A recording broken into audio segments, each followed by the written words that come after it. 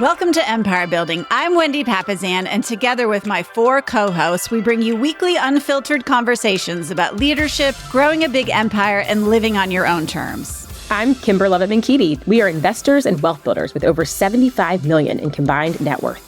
I'm Sarah Reynolds. We are visionaries who built more than 50 businesses with over $122 million in annual revenue.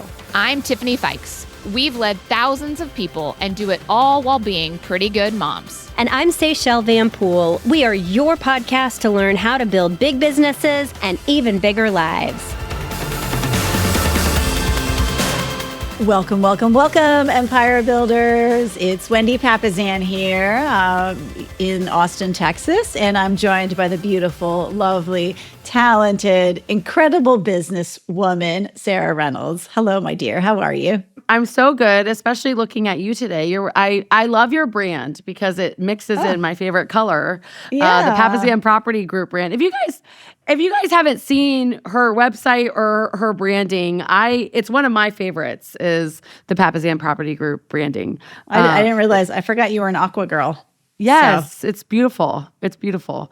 You're looking great with your earrings and. Thank you. It's going to be a good episode. It's a new week this week, and we're all ready and determined to build our empires. And today, hopefully, if you're listening on a Monday. It's Monday.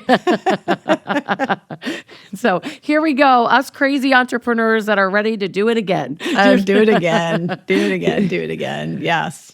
Well, today we're talking about emotional intelligence, right? Yeah, or EQ. You guys have heard that word before. And EQ is super important. It's going to help you close more deals. It's going to help you build stronger relationships. And it's going to help you make more money and build your empire. So what we're going to do today is we're going to talk about how to use emotional intelligence, EQ, to grow your business in terms of sales. So this is a sales episode, and I know our listeners love our sales episodes. So if you're able to get out your pen and paper, you're going to want to take some notes today. It is a topic that is not talked about enough. And so we're going to break it down into 3 key areas of how to use emotional intelligence to close more business, to win more deals, to serve more families, right? So the 3 key areas, the first we're going to talk about is reading the room and understanding the client. The second is regulating your own emotions in sales. And the third is using empathy to influence and close. So let's jump into the first one. I love that. So the first one's reading the room and understanding clients. And it might be that regulating your own emotions is the one we need to talk about first, but we're going to talk about reading the room and understanding clients. So what does it mean to read the room, right? A lot of salespeople focus so much on their pitch. I'd say that they miss crucial signals from the client. So one of the things that's so important, and one of the reasons that role play is so important, one of the reasons like getting your presentation nailed is so that you don't have to think about your presentation or what you're going to say, and you can focus on the client when you're there presenting, okay? So 100% people tell you how to sell to them, but it's not always in words. It's in body language, tone, hesitation, excitement. And if you don't pick up on these cues, you're really selling blind. I mean, let me give you a great example. So I was going on it was actually a listing appointment with someone that I did not know. So it was when I was doing a lot of expired listings, and I showed up and the house was vacant. I think it was a builder, maybe someone who tried to flip it. So we were standing each on the other side of a kitchen countertop. So I was kind of in the kitchen part and he was more in the like little dining room area part. So we were across from each other, and I had some data, and I remember I pushed the data across the counter to him so that he could take a look at it. And instead of leaning in, he actually took a half step back and pulled away from me. And at that moment, I realized, okay, he's not a data guy. So instead of continuing with my pitch, he actually said, okay, well, you can take a look at that data whenever you want. And I pulled it away from him. And when I did that, he leaned back in to me. Okay, so that's a great example of reading the room, using your emotional intelligence to tailor your pitch. And I know, Sarah, you're really familiar with like mirroring and matching. Yeah, and I think this goes into that, right? Is you really want to pay attention to these cues and, like if they're crossing their arms, if they're leaning in, if they're leaning back.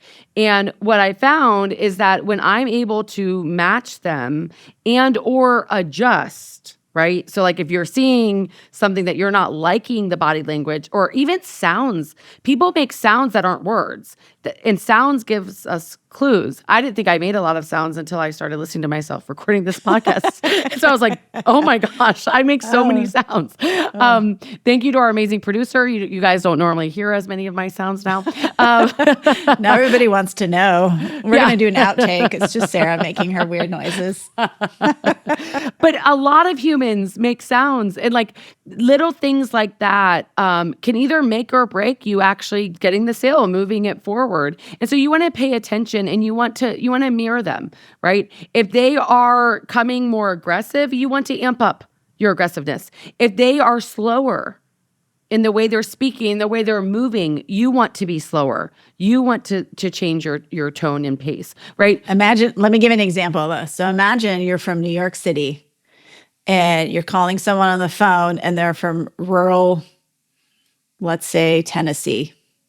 Okay, you're going to come in fast. You're going to be talking fast. You're going to be this. And maybe you've got someone in rural Tennessee who's a real slow talker and they're just talking like this. And there's going to be a massive disconnect between the way that they're hearing you if you're just coming in so hot and speaking so fast. So you got to adjust yourself. Like you as the salesperson, you're the malleable one. You're Gumby. Okay, they don't have to adjust to you. You are the one that's adjusting to them. So as soon as you hear that, and you can actually practice this. You can practice this when salespeople call you. Okay, we all get these calls, right? Where people are trying to sell us stuff. You can practice mirroring and matching by adopting the pace and tone of your voice to whoever is calling you. It's so good. That's so good. So you want to observe and then you want to adjust based on what you're seeing. So pay attention to that. And I loved Wendy's tip here in the beginning about, that's why you want to know your presentations. You want to know your conversation frameworks so easily that you don't have to think about them, to where you can be paying attention. Because what can happen sometimes is that you're just so nervous about the next thing you're going to say that you're missing major cues. And so you want to be able to really pay attention. And so do not go in not prepared with the other things that you don't have to pay attention to, right? Because you want to be able to always pay attention to who you're talking to. And I would also say that a lot of people these days are not that comfortable being stared at in their eyes. I know that sounds kind of weird, but if you've got someone who isn't looking you in the eyes, then you need to mirror and match that. Yeah, I think for a lot of us that are people, we want to maintain eye contact and be all over them and make them look at us. But a lot of people just have a certain kind of uncomfortable feeling around that. And you need to pick up on that and realize that not everybody wants to be or is comfortable being stared at. So, and this is true in virtual sales too. You want to look for shifts in tone, pauses, engagement levels. I think a lot of us are multitasking whenever we're on Zoom calls now. It's crazy. And if someone's just giving like really short responses, they might be disengaged. So switch it up, do something different. Yep. I love that. Okay. So number one, right, is you got to read the room and understand clients. And then number two really also should be number one.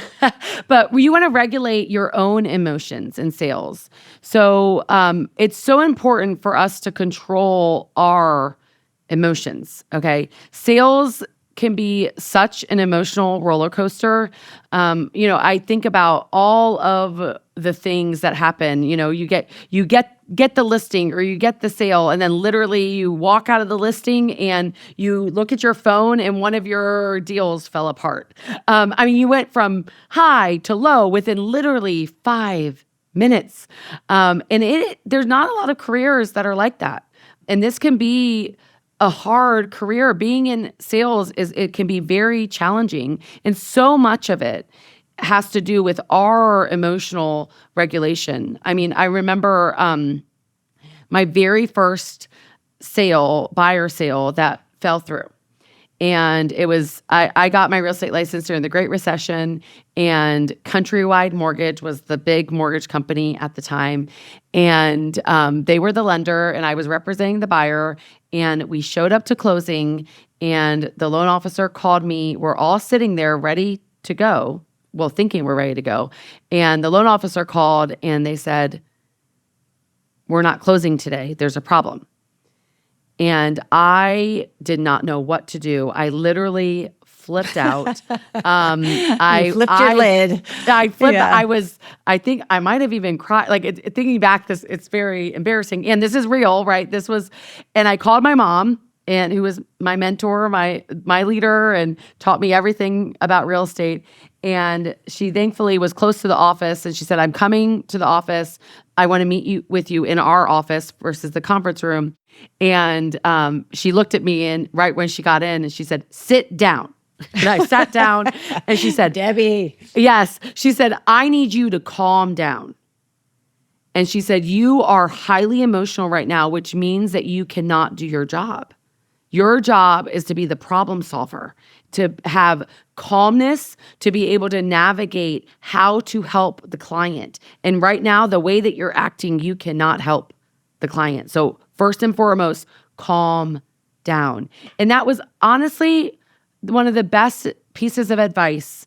I think about it even now with leading. I mean, you can't help your people if you are an emotional mess.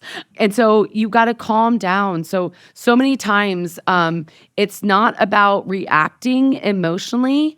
It's about realizing that their emotions or things that they're saying is sort of part of the job, right? Yeah. And so we can take it personally, right? I took the deal falling apart personally and reacted about me or my emotions around it when I needed to be putting the emotion of my client first and foremost.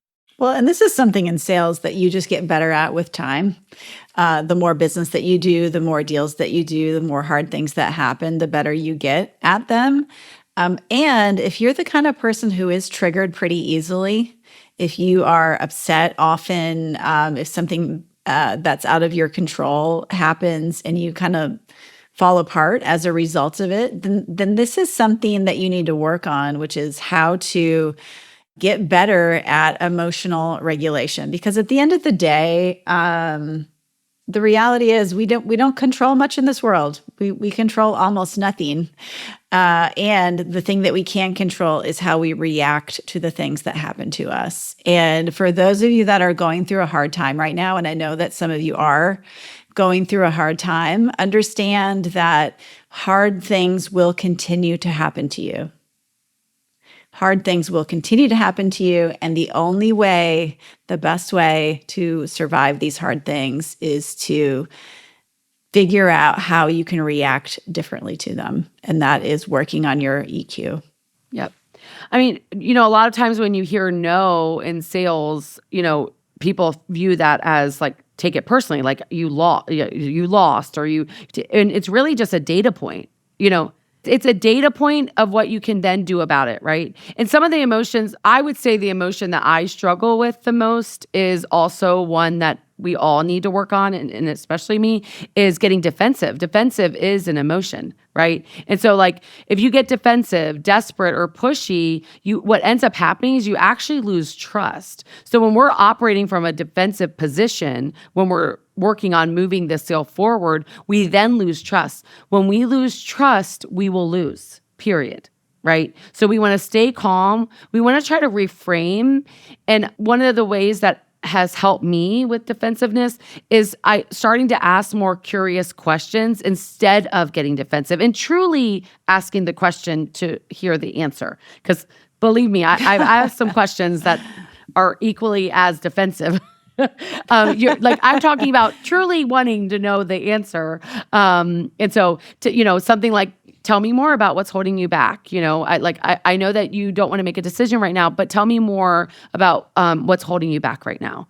And then being quiet and truly hearing them, right? It shifts the conversation to make it more open.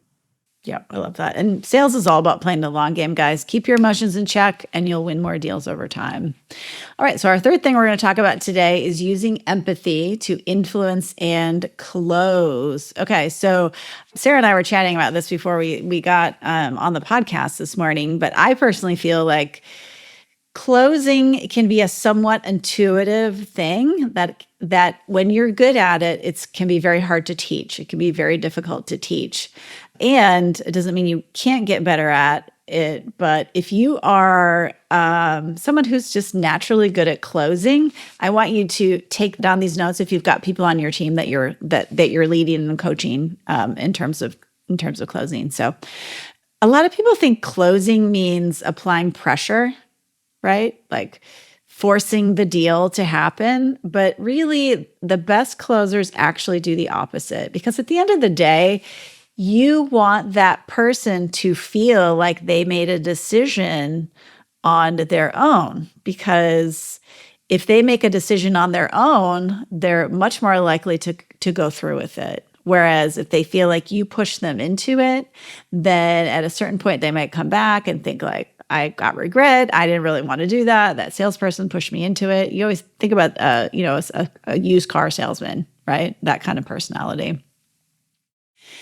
So the best sales reps, they make the customer feel heard and understood. And when you do that, resistance can just melt away. So a great question would be, maybe someone's not ready to make a move, and you can say something like, oh, it sounds like you're in the information gathering stage right now. Is that right? Yeah. When you ask a question like that, yes, you understand where I'm at.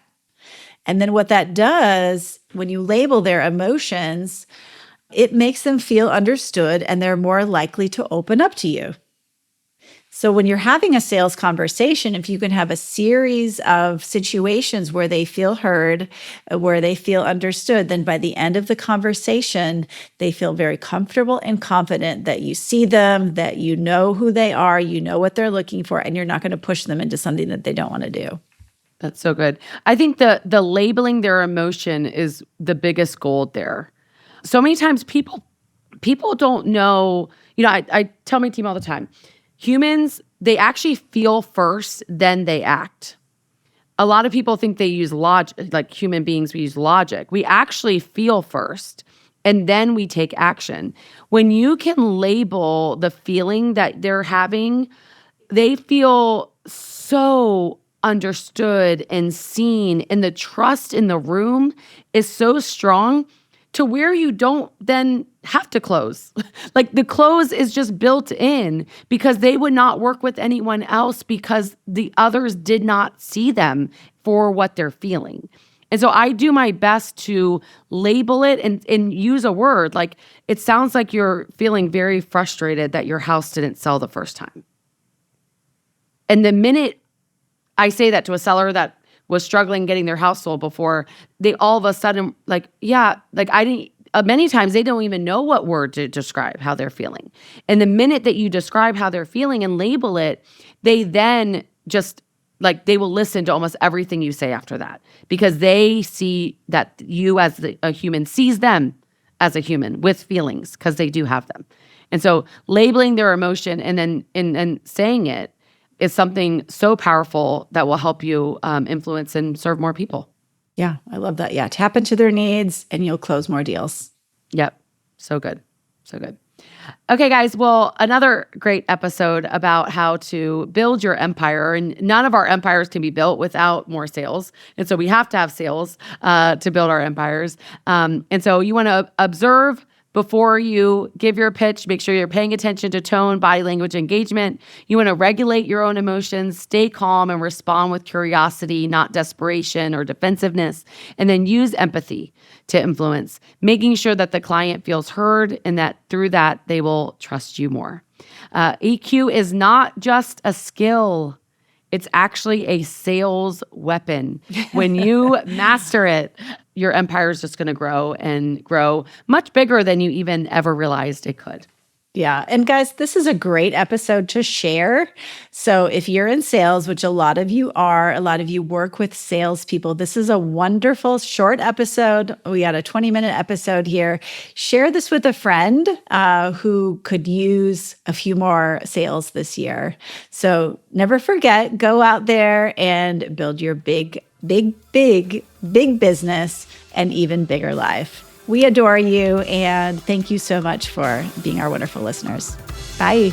Have a great week.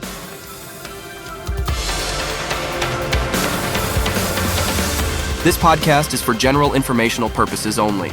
The views, thoughts, and opinions of the guest represent those of the guest and not Keller Williams Realty LLC and its affiliates, and should not be construed as financial, economic, legal, tax, or other advice. This podcast is provided without any warranty or guarantee of its accuracy, completeness, timeliness, or results from using the information.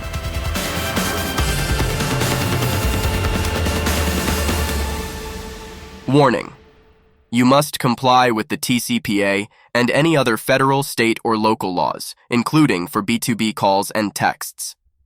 Never call or text a number on any do not call list, and do not use an auto dialer or artificial voice or pre-recorded messages without proper consent.